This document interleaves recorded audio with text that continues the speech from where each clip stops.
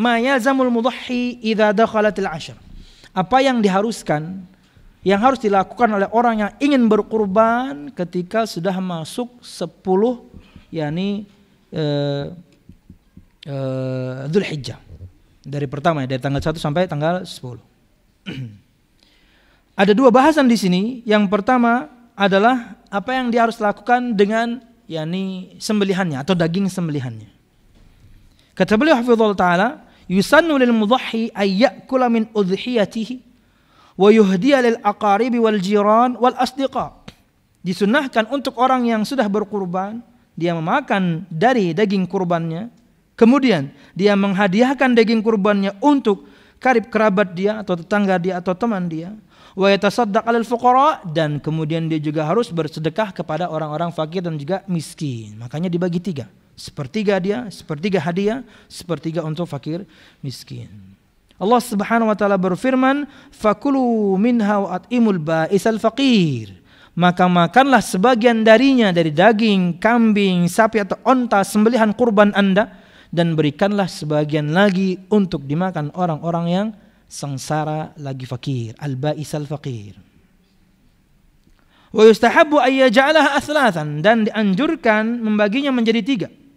Thuluthun li ahli baiti, sepertiga untuk keluarganya, wa thuluthun yut'imuhu fuqara jirani, sepertiga dia berikan makanan kepada fakir miskin, dan sepertiga yuhdits thuluth, sepertiga dia hadiahkan kepada orang yang lain. Berdasarkan sabda Nabi Muhammad SAW li hadits Ibnu Abbas fi sifati udhiyatin Nabi, berdasarkan sabda Nabi Muhammad dari Abdullah bin Abbas tentang beliau mensifati bagaimana daging sembelihan yakni yang dimiliki Nabi Muhammad SAW. Kata beliau, wa yut'imu ahla baitihi thuluth. Kata Nabi Muhammad, seorang itu ketika menyembelih kurban, dia berikan anggota keluarganya sepertiga. Wa yut'imu fuqara jirani thuluth, dia berikan sepertiganya lagi kembali kepada orang fakir tetangganya. Wa yatasaddaq 'ala su'al bithuluth, dan kemudian dia bersedekah di sepertiga sisanya. Wa yajuzu iddikharu luhumil adhahi ba'da 3 ayyam, dan diperbolehkan menyimpan, mungkin di freezerkan, daging kurban lebih daripada 3 hari. Makanya kalau ada yang bertanya tentang apakah boleh kemudian daging kurban dikornetkan, di freezerkan, dikirim ke negeri tertentu, boleh, enggak ada masalah. Kalau memang di tempat tersebut, negeri tersebut, atau bahkan mungkin lebih spesifik di kampung tersebut tercukupi, oke lah. Tapi kalau kampung tercukupi, ya kampung sebelah mungkin tidak. Artinya kadang-kadang di sekitar kita saja belum tercukupi. Jadi tidak perlu repot-repot. Ada pertanyaan begini, apakah kemudian berkurban di Mekah lebih afdol? Semua amal di Mekah lebih afdol. Pertanyaan sepertinya harusnya tidak ada. Jadi seorang misalnya pesan fulus kepada orang yang naik haji, kurbankan aku di sana. Pertanyaannya, apakah berkurban di Mekah lebih afdal? Semua amal di Mekah lebih afdal. Yang kita bahas sekarang adalah kemaslahatan. Lebih maslahat mana ketika kemudian daging itu binatang itu kita sembelih sini dan kita bagi di sini? Kalau lebih maslahat di sini, kita bagi di sini. Apalagi di Mekah sana, numpuk. Ya, di sana itu di freezerkan semuanya.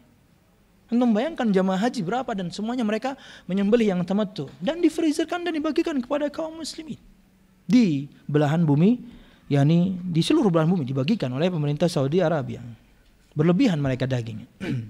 Wallahu a'lam bishawab. Nah, kemudian diperbolehkan ini boleh menyimpan daging kurban lebih dari 3 hari. Berdasarkan hadits Buraidah, Nabi Muhammad SAW bersabda, "Kuntu nahaitukum 'anil iddikhari luhumil adhahi fawqa 3 fa'amsiku ma badalakum."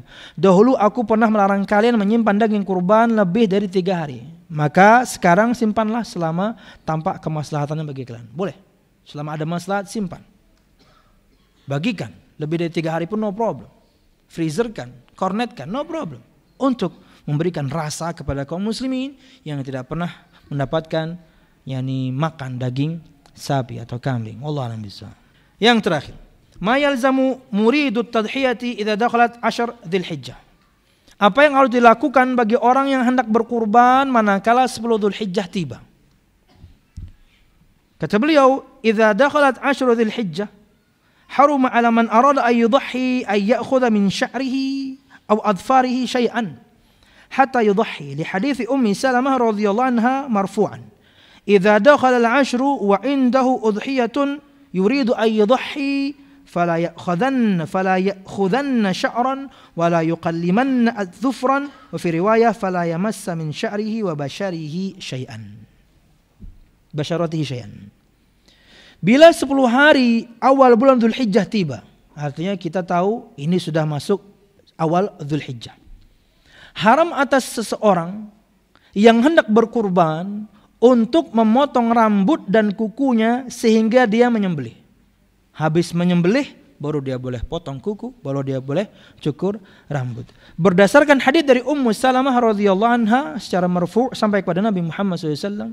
Kata beliau SAW, bila 10 hari awal bulan Dzulhijjah telah masuk, sedangkan seorang di antara kalian mempunyai hewan kurban yang hendak dia sembelih, maka janganlah dia memotong rambut dan kukunya sedikit pun. Dalam riwayat lain, maka janganlah dia mencukur rambut dan memotong kukunya sedikit pun. Enggak boleh. Dan ini murni ta'abbudiyan, yani hikmahnya terkadang kita tidak mengetahuinya. Wallahu a'lam bishawab.